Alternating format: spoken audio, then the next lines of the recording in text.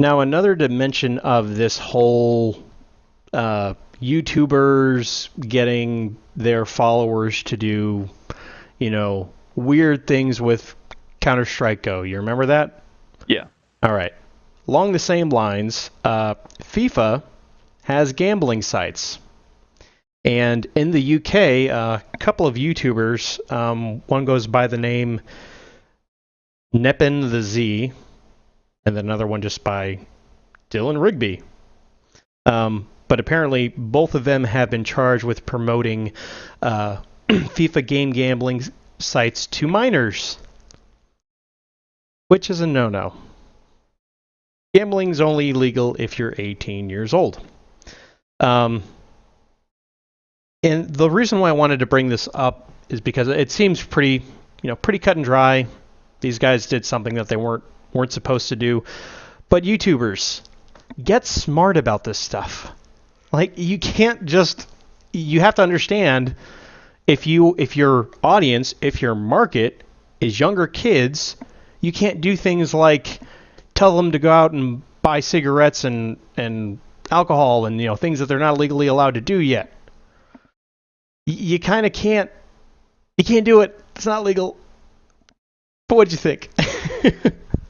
I just feel like this is an obvious one at this point. It really should be because there's no way that like things like this are going to get by. Like, yeah, a couple months ago, those guys playing CS:GO, uh, they got caught for doing the exact same thing, and we had like this exact same discussion. Like, kids are going to get caught because either their adults are going to find out that, you know, they're either these kids are like losing money really fast and they don't know like what they're doing with it because they're kids, they don't like do anything, or they're gonna look at their own bank accounts because they have like a $200 credit card charge for something they have no idea about. Right. And the weird thing was is they were, at least in the Counter Strike Go case, they were taking, I guess, items or loot crates that you could get for for a fee, and then if you got a good skin, you could then turn around and then sell the code for that skin or skin on another site. And sometimes they would do bets for it, and all these kids were getting caught up in it.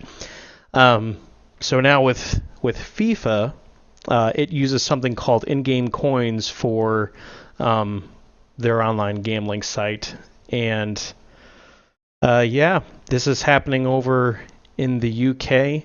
I'm not really, and this is coming from straight from the UK Gambling Commission. So I'm assuming they have similar laws to what the US has. Um, as far as what you can promote to minors and what you cannot promote to minors.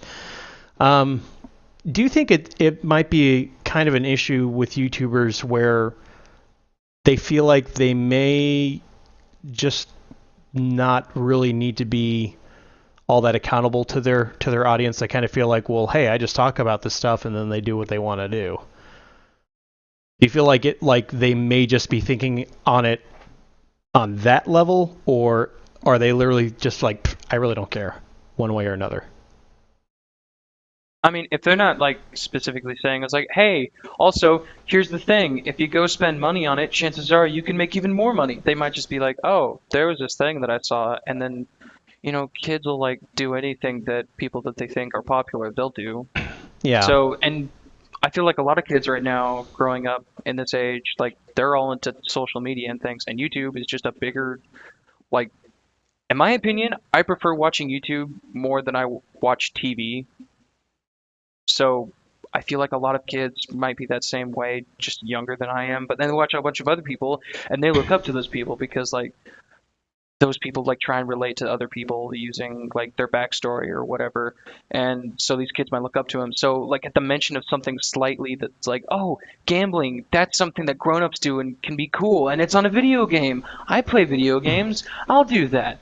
And it might just be something simple as that, and then all of a sudden these YouTubers are just like, "Whoa, I didn't say go do that. I just hmm mentioned it." If that's the case, then I can see them like I don't know. I could see in how that's like a mistake, and like they weren't actually trying to promote it. They were just like mentioning it, and then these kids just went wild with it. See, when I was, you know, in the I want to say late '90s, that's when things really started um, picking up for internet usage. I remember seeing commercials for, hey kids, you can go on to zippypants.com and make your own custom character. Make sure you get your parents' permission. And like it'd have like this really serious, really sped up voice bite or sound bite just be like, make sure you get your parents' permission. Or make sure you're 18 years old, or it would just say it really quick to get it out there to legally cover themselves. And it was annoying at the time, but now I understand why. That's like basically them wiping their hands of it. You don't see that. I don't see any of the YouTubers that I'm subscribed to, if they have some kind of promotion or something like that. I think what they'll do is they'll say like, hey, this was sponsored by so and so, and I've got a promotion with them, like, you know, uh, Cat Icarus and Peanut Butter Gamer. They both, have something at the end of every video. I'm starting to think like maybe they should start doing things like, that make sure that they're not in some way insinuating that, hey kids, go get your parents' credit card and subscribe to this, or go and buy this that I'm telling you about. Like, I almost think like they have to put that legal disclaimer at the end of their promotion saying, make sure you have your parents' permission, or if you're under 18, make sure you have your parents' permission. And I don't want to see that happen, but I feel like as long as we have people keep making this mistake, that is going to eventually happen. Well, I feel like that that doesn't really apply to those guys because like you never hear about Peanut Butter Gaming being like, "Oh, today we were sponsored by, alcohol company that'll sell alcohol online to anyone who buys alcohol online, alcoholonline.com."